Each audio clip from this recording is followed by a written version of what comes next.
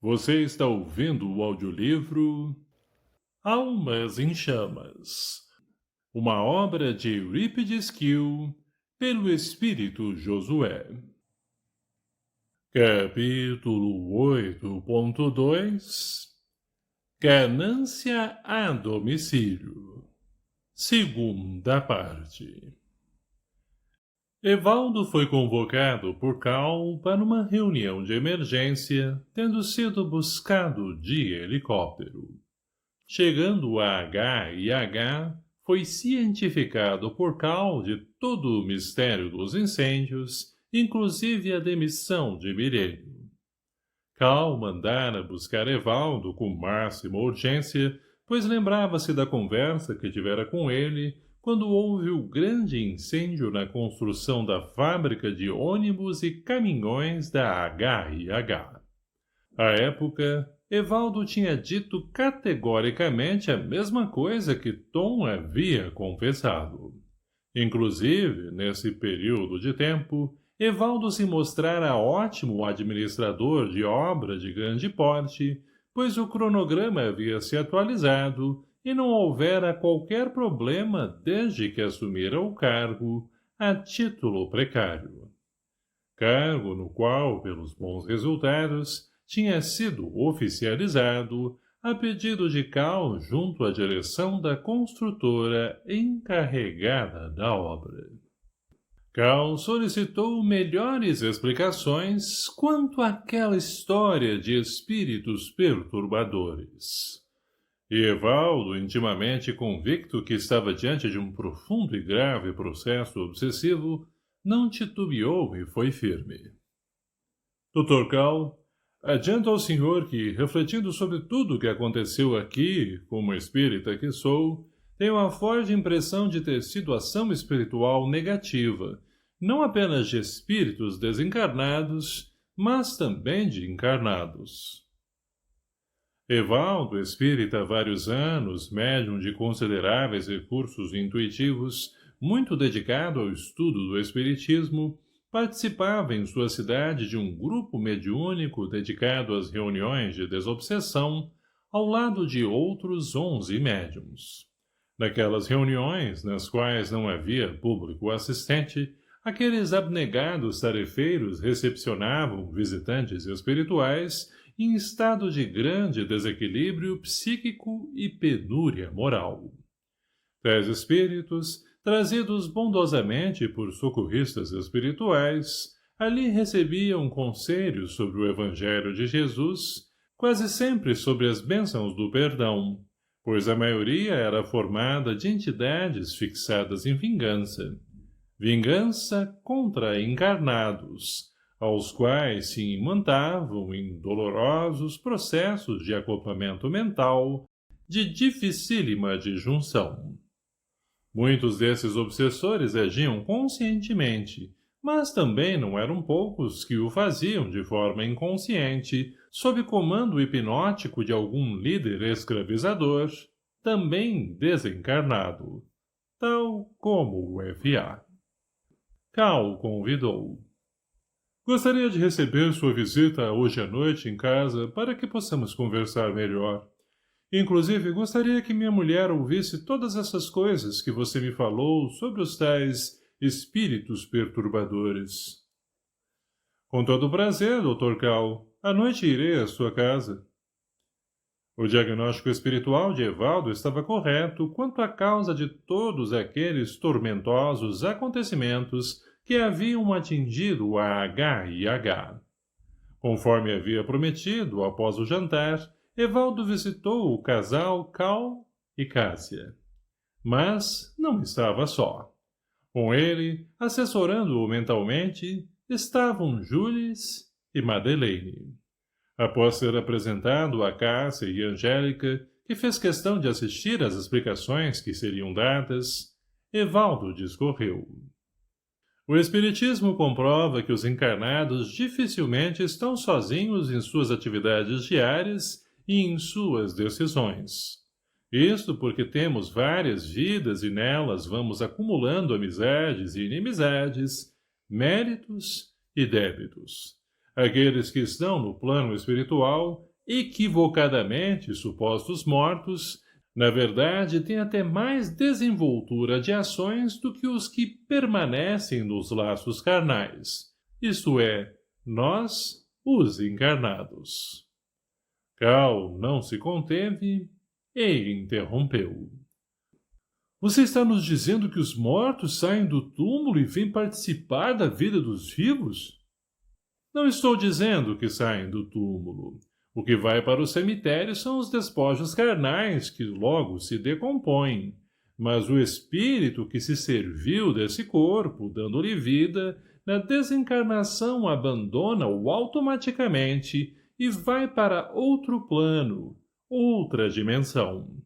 Ali será situado pelas leis divinas, segundo sua evolução moral, determinante absoluta das companhias que irá encontrar e com as quais terá que conviver. Mas é sempre assim? Indagou Cássia, tímida. Geralmente, contudo há casos em que o espírito é tão apegado à matéria que, de forma inconsciente, mas por causa desse apego, não se desliga dos seus restos mortais, aqueles mesmos que um dia lhe serviram de moradia espiritual. Aí, então, sofrerá bastante, pois além de testemunhar a decomposição cadavérica, enche-se de revolta de frustrações, já que não conseguirá entender os amargos quadros de horror que estará, mentalmente, vivenciando. Cruz credo, não quero nem pensar, exclamou Cássia. Não posso assegurar-lhes nada, mas algo me diz que seu pai passou por essa amarga experiência. Como assim? Você está dizendo que meu pai não saiu do cemitério? Mais ou menos. Presinto que seu pai foi vítima do arraigado amor que tinha pela fortuna, pela mordomia, pelo poder, proporcionados pelos muitos bens materiais, e, quando a desencarnação convocou-o à mudança de vida, quis duelar com ela. Assustou-se Angélica. Mas então a morte não existe? Meus avós, por exemplo, estão vivos? Morte é um conceito humano para uma natural mudança de estado vital. Quando com o corpo, o espírito fica sediado no plano material, este no qual ora nos encontramos. Quando desencarna, mantém a individualidade integralmente, passando apenas a conviver no plano espiritual, onde agora estão seus avós. Ouvindo isso, Angélica emocionou-se. Tenho tantas saudades deles. Madeleine, ao seu lado, enlaçou-a com indizível ternura. Suaves lágrimas testemunharam que a neta registrou o carinho, conquanto de forma inconsciente. Evaldo prosseguiu. Se o que penso aconteceu mesmo com o Sr. Helmut, ele que detinha tanto poder quando encarnado, isso se deve ao fato da não aceitação dos desígnios divinos. Nessas condições, aqueles que assim agem imaginam que podem reverter a realidade, como faziam sempre no mundo dos negócios, mas cedo perceberão que, na verdade, estão mergulhando num pântano criado por eles mesmos. Não raros são agredidos brutalmente por outros espíritos que também perambulam nas adjacências em condições similares. Dessa forma, aquilo que já era grave fica ainda mais agravado. Evaldo fechou os olhos lentamente e acrescentou, intuído por Júlis. Porém, nessas circunstâncias, a bondade do pai mais se manifesta, pois socorristas espirituais rodeiam esses infelizes e tentam, de todas as maneiras, explicar-lhes o que está acontecendo. Seu trabalho é tremendamente dificultado pela falta de raciocínio dos socorridos. Eis que, nessa situação a que de modo voluntário se entregaram, a lucidez e o entendimento logo abandonam quem elege a revolta e o ódio como companhias ideais. Cal foi objetivo. O que podemos, ou melhor, o que você pode fazer para nos ajudar isto é, ajudar a HIH. Eu, pouco. Jesus, tudo. A família desentendeu. Evaldo elucidou. Como disse há pouco, quando o filho está em dificuldades, os bons pais sempre estarão querendo ampará-lo. Como Deus é a suprema bondade, nosso Pai sempre está nos auxiliando, protegendo, mesmo que ignoremos esse extremado amor. Só é preciso que o coração do filho aceite esse amparo sublime, com sincero amor filial, indene ao ódio, vingança ou revolta.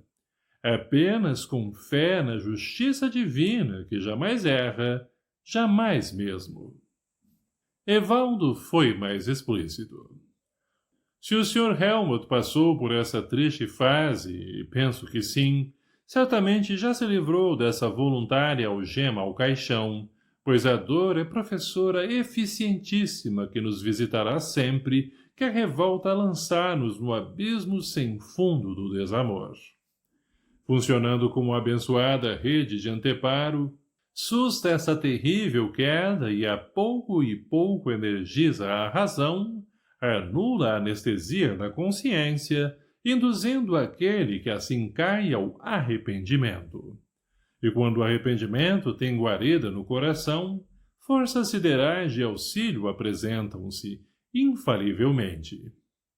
Então, como a paz voltou a HIH, talvez papai já está melhorando? Sim, talvez ele esteja exatamente nesta fase benigna, por demais auspiciosa, ao ponto de Jesus assegurar que há mais alegria nos céus por um pecador que se arrepende do que por 99 justos que lá estejam. Nota do médium. Lucas, capítulo 15, versículo 7. E quanto a nós, o que devemos fazer? Inquiriu Cássia. Ouvir a consciência. Mas nós não fizemos mal a ninguém, defendeu-se Cal. Refaçam na memória os acontecimentos que de alguma forma compuseram toda essa paisagem de aflições e peçam ao seu anjo guardião que os oriente quanto às necessárias correções. Anjo guardião? Correções? Perguntou agora Angélica, curiosa. Sim, ou anjo de guarda, como é mais conhecido, o espírito amigo e protetor ao qual a providência divina delega a tarefa de nos ajudar em cada uma das nossas reencarnações. Quanto às correções, refiro-me a qualquer atitude ou pensamento que de alguma forma pode ter relação com tudo o que aconteceu. Qualquer ideia negativa ou ação que prejudicou alguém tem que ser corrigida de imediato. E esse é o único modo para a nossa paz e a paz de todos os que se ligaram a nós. Arrependimento, perdão e reconstrução constituem o trio áureo dos sentimentos que nos purificam. Fazendo expressiva pausa, Evaldo conclamou a Cal. A fábrica é um maravilhoso meio do senhor produzir muito mais que automóveis.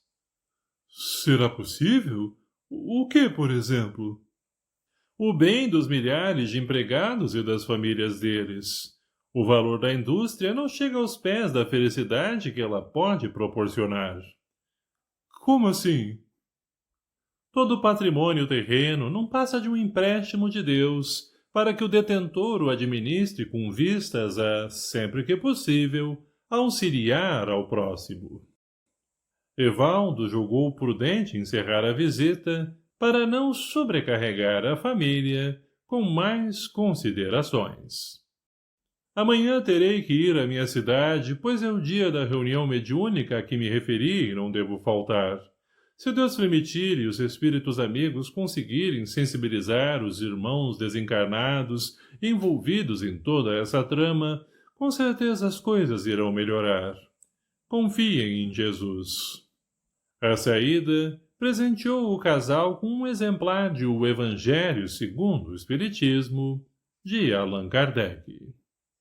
Não sendo tarde, Evaldo julgou ser seu dever ir até a casa de Mirênio para reconfortá-lo moralmente, explicando para a família o que sabia sobre tão insólitos acontecimentos. Combustão espontânea provocada por ação de desencarnados. Há pouco, no seu grupo de estudos espíritas, havia estudado esse mesmo assunto, isto é, alguém ser veículo de espíritos atrasados que, unindo fluidos, conseguem iniciar incêndios. Vim aqui para hipotecar-lhe solidariedade. Olhando para Mirênio e Tom, declarou, sincero. Fiquei sabendo a causa da sua demissão. De fato, encontrou a família traumatizada, nenhum deles conseguindo sequer raciocinar. Para acalmá-los, enfileirou as pesquisas e as conclusões dele e dos demais médiuns, seus amigos, todos estudiosos do espiritismo, sobre incêndios que irrompem sozinhos, como são conhecidos tais fenômenos, na verdade, mediúnicos.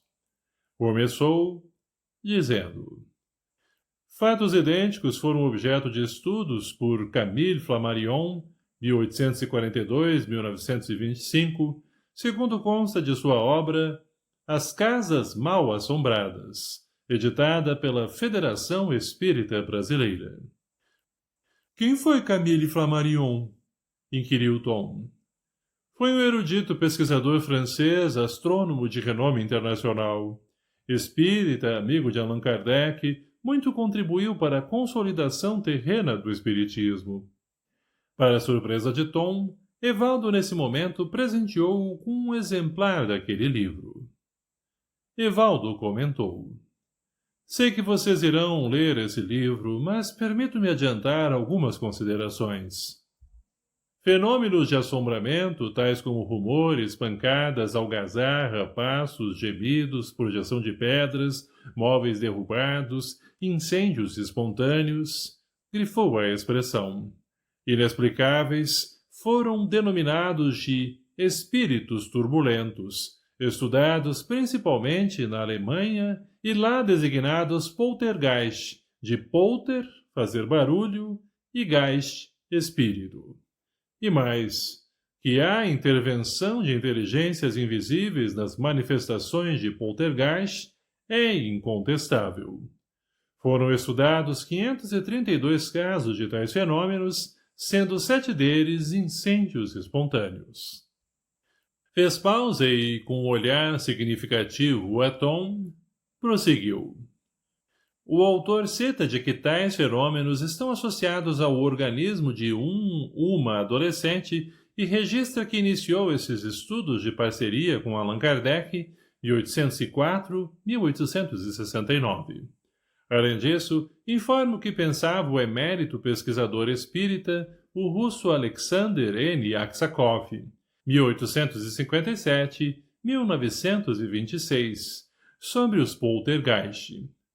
Poltergeist pode ocorrer por uma ação à distância produzida pela força psíquica dos vivos.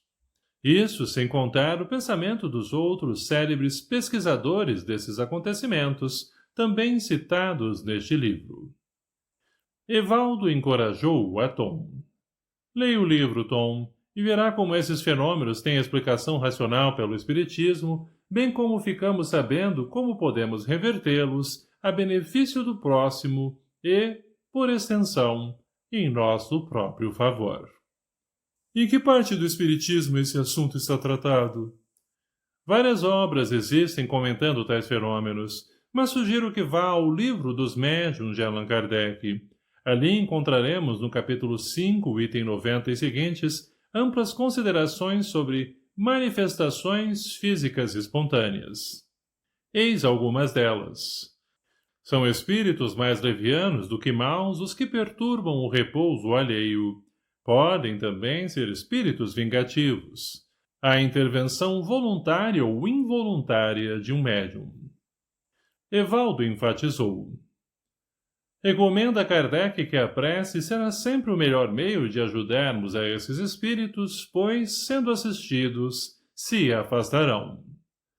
Quando terminou sua explanação, feita com bastante vagar e de forma pedagógica, Tom apresentava um brilho intenso no olhar.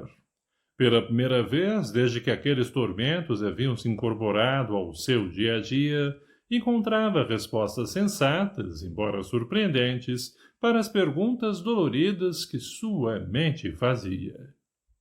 Evaldo ainda acrescentou muitos outros detalhes, particularmente sobre as leis divinas, que regulam todos os atos das criaturas humanas. Perguntou o aflito Milênio. Que leis divinas são essas que arrasam com o inocente e prejudicam tanto seus familiares?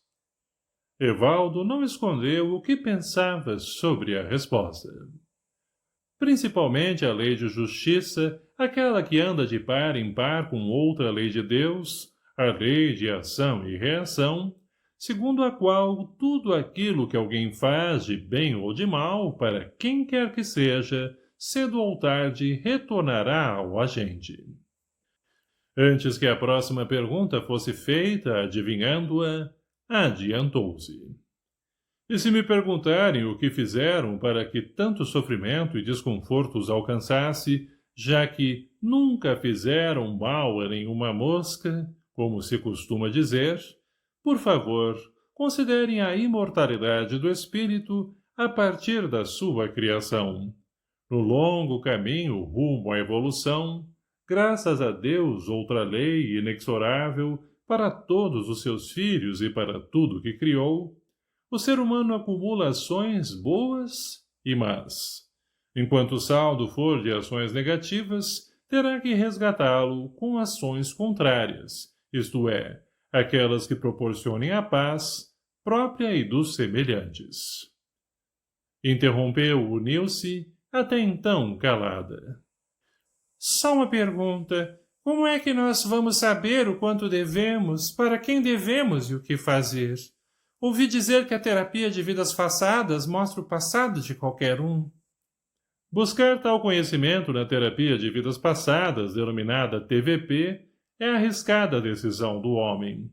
Bem por isso que os centros espíritas que se aplicam em seguir as normas de Allan Kardec não autorizam tal procedimento em suas dependências, já que essa é uma área da medicina, a distrita psicologia clínica. O quanto e para quem devemos é conhecimento que, graças a Deus, o homem encarnado desconhece, ou melhor, dele não se lembra para seu próprio bem, pois se conhecesse detalhes de vidas passadas, teríamos a instalação do caos social, muitos de nós procurando aos desafetos de ontem. Aliás, é justamente por relembrar parcialmente desse passado que os espíritos desencarnados, numa infeliz solução de continuidade, localizam aqueles que os prejudicaram no pretérito para deles se vingarem. Esse é o quadro típico mais observado nas reuniões mediúnicas desobsessivas das quais participo, juntamente com médiuns amigos. Ressalvou. Alguns especialistas em psiquiatria têm indicado a TVP para a cura de fobias ou desajustes sociais. Como simples opinião, considero que, mesmo aplicada por tais especialistas, deve ser ainda melhor analisada, pois o conhecimento do passado, por meios clínicos, pode revelar fatos que, ao invés de equilibrar o paciente, irão provocar-lhe ainda maiores problemas no presente. Julgando prudente também não mais se estender naquele lar, aduziu. Para nós, encarnados, basta-nos a fé na justiça divina, que jamais permite ônus a um inocente. Assim, se sofremos hoje, é porque temos dívidas em nosso passivo, com certeza acumulado em várias existências físicas, isto é, em várias reencarnações. Despediu-se após formar naquela família o clima da solidariedade humana, deixando o conforto do entendimento e, o que é principal, a crença na bondade do Criador. Da mesma forma como havia procedido no lar de Cal. Naquela noite, antes de dormir, Cal folheou ao acaso o livro dado por Evaldo. Abriu-o. Capítulo 16. Não se pode servir a Deus e a Mamon. Meio atordoado pela coincidência do que há pouco ouvira de Evaldo, fixou-se no item 7. Utilidade providencial da riqueza. Impressionadíssimo, adormeceu. Quando o dia amanheceu, tinha um firme propósito relativo a H&H. Olá, pessoal! Curtam o vídeo para sabermos que gostaram e não esqueçam de se inscrever no canal e compartilhar com familiares, amigos e conhecidos. Que Deus abençoe a todos. Obrigado.